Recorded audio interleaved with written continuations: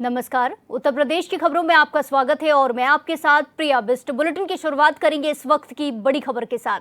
इस वक्त की बड़ी खबर संत कबीर नगर से है, जहां निर्माणाधीन सड़क पर नेताओं की राजनीति शुरू हो गई है।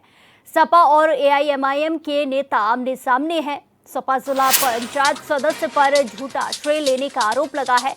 वार्ड नंबर 11 के लोगों में काफी ज्यादा आक्रोश देखने को मिल रहा है। बड़ी खबर आपको बताई जा रही है, जहां निर्माणाधीन सड़क को लेकर अब राजनीति देखने को मिल रही है, जहां सपा और एआईएमआईएम के नेता आमने सामने हैं। वार्ड नंबर 11 के लोगों में काफी ज्यादा आक्रोश है। अगाया ग्राम पंचायत के निर्माण में हो सड़क का मामला सामने आया है, जहां अगाया ग्राम पंचायत में निर्माण हो रहे सड़क का ये पूरा मामला है, जहां वार्ड नंबर 11 के लोगों में इसको लेकर अब आक्रोश भी देखने को मिल रहा है, जहां निर्माणाधीन सड़क पर नेताओं की राजनीति शुरू हो गई है।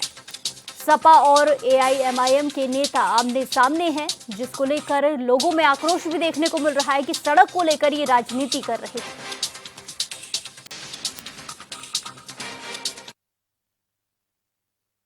कि ये जो रास्ते का निर्माण हुआ है, ये जिला पंचायत अध्यक्ष बलिराम यादव जी के द्वारा हुआ है।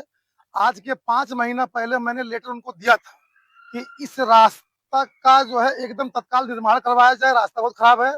और 20 दिन पहले मैंने डीएम महोदय को भी इसका ज्ञापन दिया था। आप लोगों ने मीडिया के माध्यम से देखा भी होगा।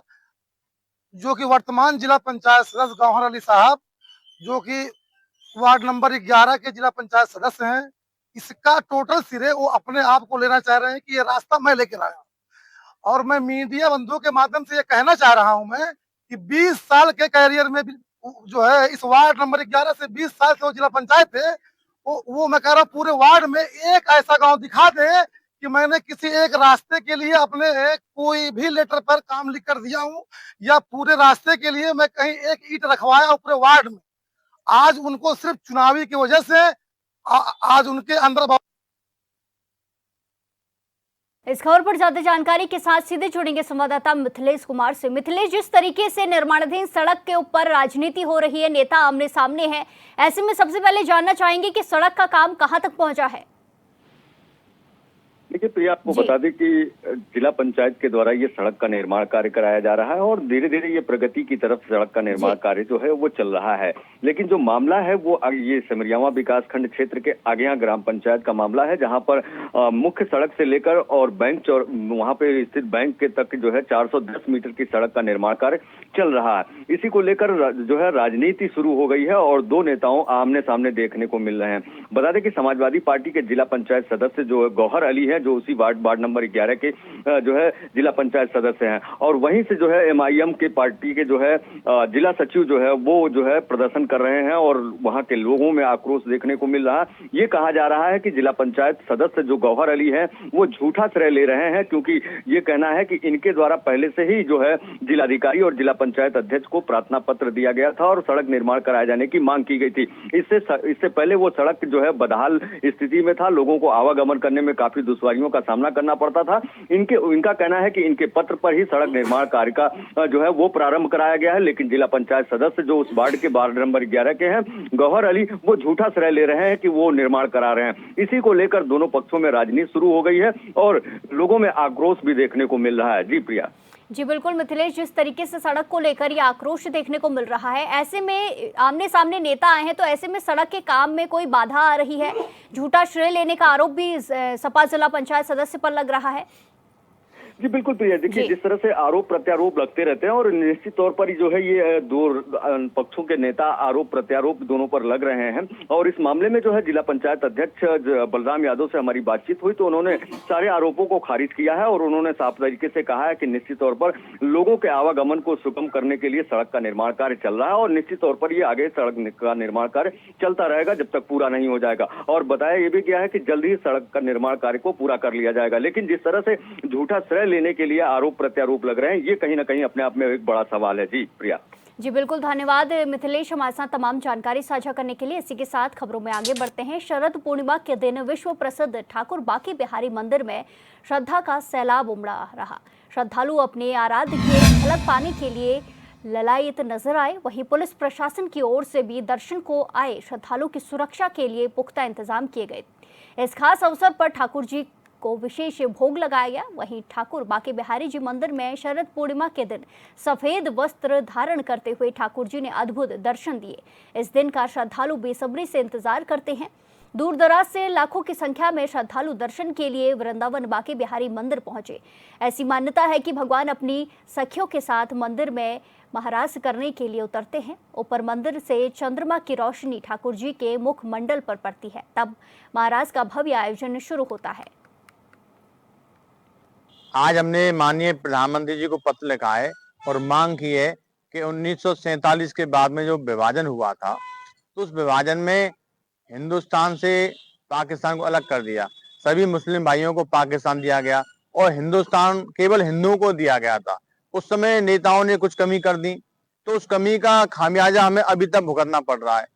पूरे देश में कहीं अलगाववाद है, कहीं आतंकवाद है, कहीं तरह तरह के जिहाद चल रहे हैं।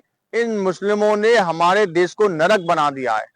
सनातनी हिंदुओं का जीना दुश्वार हो चुका है।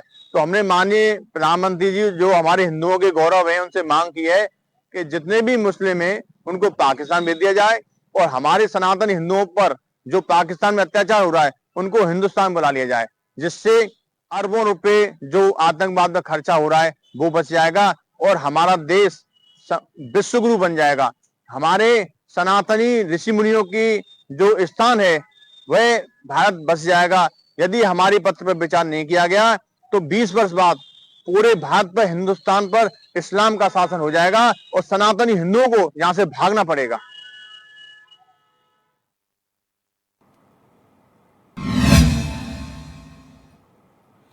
देवरिया के विशोनपुरा बाजार स्थित महंत त्रिवेणी पर्वत इंटर कॉलेज में एक छात्रा ने प्रधानाचार्य पर छेड़खानी और जाति सूचक टिप्पणी का आरोप लगा है। शिकायत मिलने के बाद पुलिस ने मामले की जांच पड़ताल शुरू कर दी है।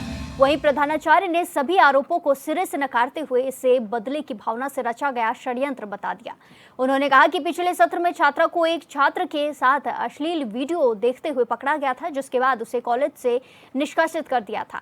इस सत्र में प्रबंध समिति के दबाव में छात्रा का फिर नामांकन कराया गया। प्रधानाचार्य का दावा है कि उसी के बाद से उन्हें झूठे आरोपों में फंसाने की साजिश रची जा रही थी। कॉलेज के आधा दर्जन से ज्यादा शिक्षकों ने भी प्रधानाचार्य के समर्थन में लिखित बयान दिया है। वहीं आसपास की ग्राम सभाओं के ग्राम प्रधानों ने भी प्रधानाचार्य के पक्ष में आकर कहा कि उनके आचरण पर सवाल उठाना अनुचित है।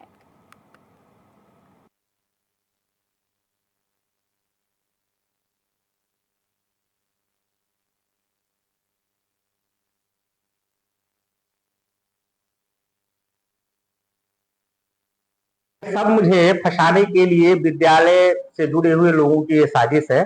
ये कई बार इस तरह की घटनाएं हो चुकी हैं। पिछले वर्ष 27 जुलाई को यही छात्रा नौशाद नाम के एक छात्र के साथ जो है बैठ करके एक खाली कमरे में पूर्ण वीडियो देख रही थी। मैंने छात्र का मोबाइल छीन लिया, बाद में फिर डांट करके उसका मोबाइल वापस कर दिया। छात्र जो है रास्ते में अपने 10-20 साथियों के साथ मुंह बांध करके मुझे घेर लिया, मुझे मारा गया, पीटा गया, तमंचा सटा दिया गया, पॉकेट में से रखा हुआ 2200 रुपए छीन लिया गया, जिस पर बघौच घाट थाने में मेरे द्वारा मुकदमा दर्ज कराया गया। उसी घटना से, क्योंकि इस छात्रा का बॉयफ्रेंड जो है पुलिस को द्वारा टॉर्चर किया गया था, पकड़ा गया था, तो ये हमसे नाराज चल रही थी। विद्यालय से जुड़े हुए कुछ लोग हमारे उस कार्यों से जो है वो उनको प्रसन्नता हो रही है। विद्यालय जो लूट का अड्डा था उसको मैंने लूट का अड्डा हटा करके पठन पाठन का माहौल बनाया, वहां कमरे बनवाए 3, वहां विकास के कार्य किए। इससे कुछ लोग हमसे नाराज चल रहे थे, क्योंकि उनके आय जो लूट का धन था वो समाप्त हो रहा था। वो सब लोग मिलकर के लगातार मेरे ऊपर एप्लीकेशन पड़े हुए हैं, 20 एप्लीकेशन विभागीय जांच में जब कुछ नहीं मिला तो बहुत आसान तरीका आजकल किसी भी लड़की को बरगला करके उससे कुछ धन दे करके और आरोप लगा देना। ये सब मुझे सस्पेंड करने के लिए, मुझे वहां से हटाने के लिए विद्यालय से जुड़े हुए विद्यालय प्रशासन के लोगों की साजिश है, और ये सिर्फ और सिर्फ साजिश है।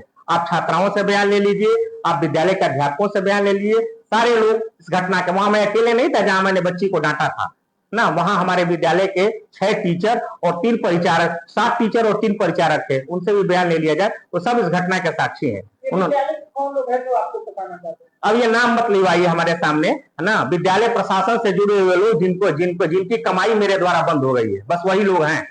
क्या नाम है आपका और इस विद्यालय में किस पद पे हैं? मेरा नाम डॉक्टर शशि शेखर मिश्र और मैं इस विद्यालय का प्रधानाचार्य हूँ।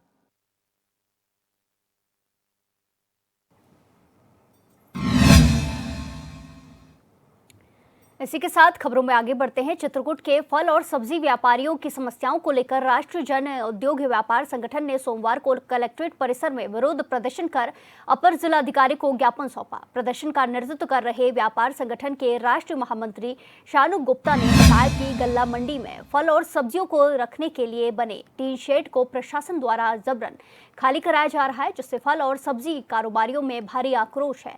शानू गुप्ता ने बताया कि साल 2019 में धूस मैदान से नवीन मंडी में फल सब्जी व्यापारियों को शिफ्ट करने का प्रशासन ने प्रस्ताव रखा था, जिसमें दुकानों के आवंटन के साथ फल सब्जियों के कच्चे माल को रखने के लिए 3 खुले टीन शेड देने की बात की गई, जिससे कि जाली लगाकर हवा में कच्चा माल रखा जा सकता है। बीते दिनों प्रशासन का बुलडोजर आया और शेड के नीचे लगी दुकानों को हटा दिया गया। राष्ट्रीय महामंत्री शानू गुप्ता ने कहा कि फल और सब्जी कारोबारियों की समस्याओं का प्रशासन गंभीरता से निदान करे।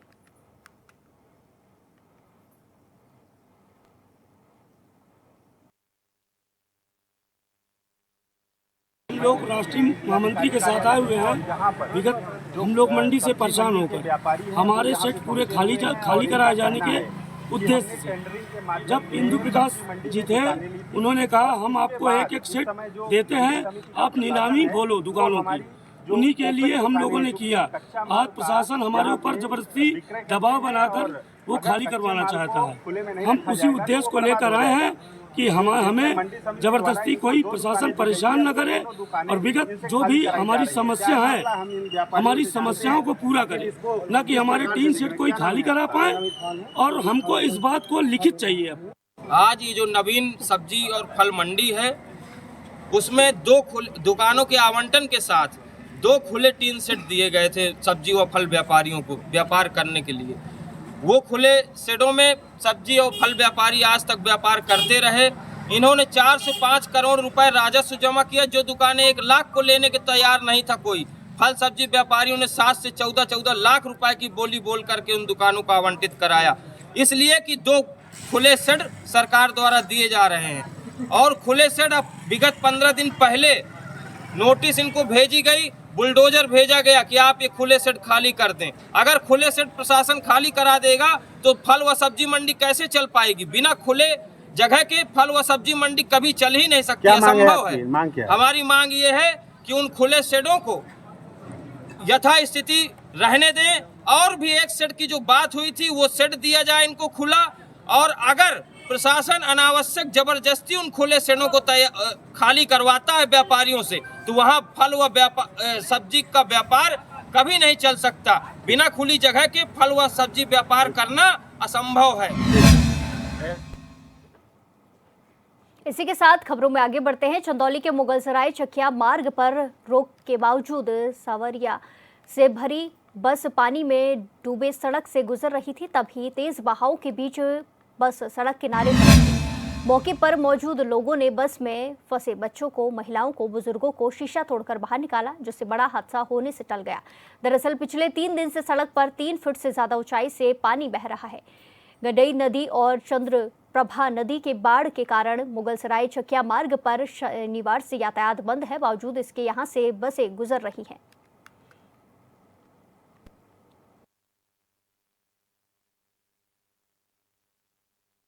एक्चुअल क्या हुआ कि हम लोग वहाँ पे बाइक खड़े होकर देख रहे थे, बस वाले लेकर आए थे, इसमें कम से कम 30-35 लोग थे। तो वो एक्चुअल क्या हुआ कि ये बोल रहे हैं बस ट्राली थी, ट्राली को थोड़ा ट्राली वाले जा रहे थे, निकल रहे थे, उस पर बाइक लोड थी। फिर उसके बाद ये इस साइड आ गए और इस साइड आने के वजह से क्या हुआ कि चली गई खाल में, खाई है इस साइड, उसमें चला गया और शीशा फोड़कर हम लोग रेस्क्यू किए, सबको निकाले। पानी का बहाव इतना तेज था कि हम लोग को निकालना पड़ा सबको। बस पलट जाती तो कितनी बड़ी घटना होती है? बस पलटती तो बहुत बड़ी घटना होती है सर, क्योंकि इसमें एक्चुअल बहुत सारे छोटे छोटे बच्चे थे, सभी मारे जाते हैं। लापरवाही कैसे हुई? पानी भरा, लापरवाही इसमें एक्चुअल देखिए ड्राइवर की भी है, और इसमें सब जाने वाले जितने भी पर्यटक जा रहे हैं अपना, तो उसमें इतना ये पानी भरा है, इस पर बस चल रहा है तो लापरवाही हाँ सर, पानी भरा हुआ है तो लापरवाही तो हो रही है। बस नहीं चलाना चाहिए, बंद करना चाहिए। इतना अधिक पानी है तो एक्चुअल अपने से ही सावधानी बरतनी चाहिए कि इतना पानी में हम बहाव में क्यों लेकर जा रहे हैं। अब वक्त एक छोटे से ब्रेक का, फिर लौटेंगे कुछ खबरों के साथ। बने रहिए हमारे साथ। ब्रेक के बाद एक बार फिर से आपका स्वागत है। रुक करेंगे खबरों का। गौतम बुद्ध नगर कमिश्नरेट के थाना फेज 2 पुलिस ने सोमवार को अंतर्राज्यीय वाहन चोर गिरोह के 3 शातिर बदमाशों को गिरफ्तार किया है। पुलिस ने अभियुक्तों के कब्जे से 4 नंबर प्लेट ब्रेजा कार की, एक लोहे की टी, एक चकोर मैग्नेट समेत कई उपकरण बरामद किए हैं। अभियुक्तों ने वाहन चोरी की दर्जनों वारदातों को अंजाम दिया है। पकड़े गए तीनों वाहन चोरों के खिलाफ बरेली, दिल्ली, नोएडा, बुलंदशहर समेत कई जिलों में 39 मुकदमे दर्ज हैं।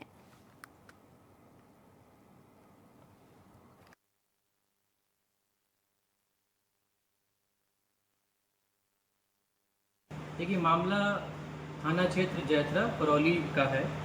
पुलिस को जरिए मुखबिर सूचना मिली थी कि परौली क्षेत्र में परौली भट्टे के पीछे 3 लोग अवैध तमंचे के फैक्ट्री का कार्य कर रहे हैं। तो इस सूचना पर एसओजी की टीम और थाने क्षेत्र की टीम एक हमारे पूरे अभ्यास के तहत मौके पर पहुंची और वहां पर इनको लाइव तमंचा बनाते हुए पकड़ा गया है। इसमें 2 लोग जिनका नाम दीपक कुमार पुत्र रामदीन निवासी परौली सुहागपुर थाना जैतरा और दूसरा व्यक्ति है राजेश पुत्र ग्रीश, ये भी परौली सुहागपुर का है। इन दोनों को मौके पर पकड़ा गया है।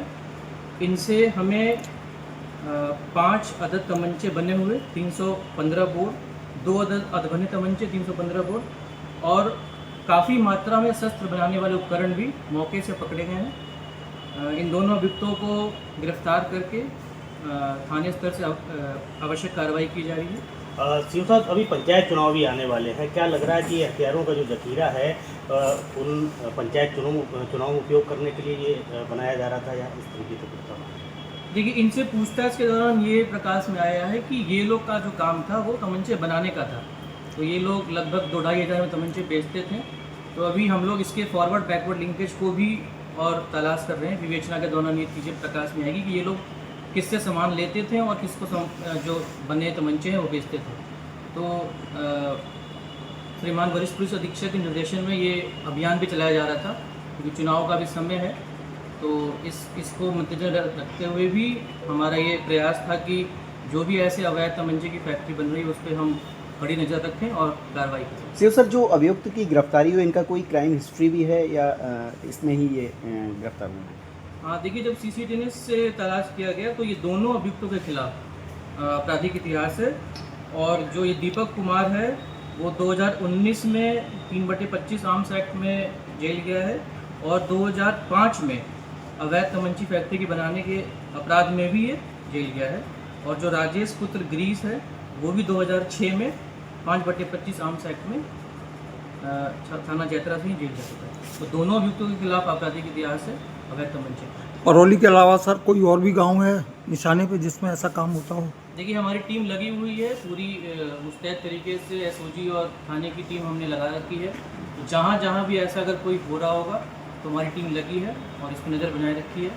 तो हम प्रयास कर रहे हैं कि अगर ऐसा कुछ है तो उस पर पकड़ के कार्रवाई की जाए। सर, जानकारी में है कुछ बाहर के व्यापारी भी यहाँ से थोक में माल लेके जाते हैं, तो एक गांव के अलावा और भी गांव हो सकते हैं?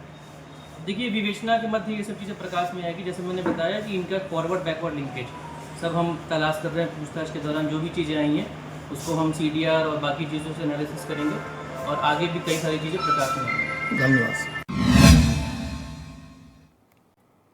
इस बुलेटिन में फिलहाल के लिए इतना ही। बाकी तमाम खबरों के लिए देखते रहिए HRN 24/7। नमस्कार।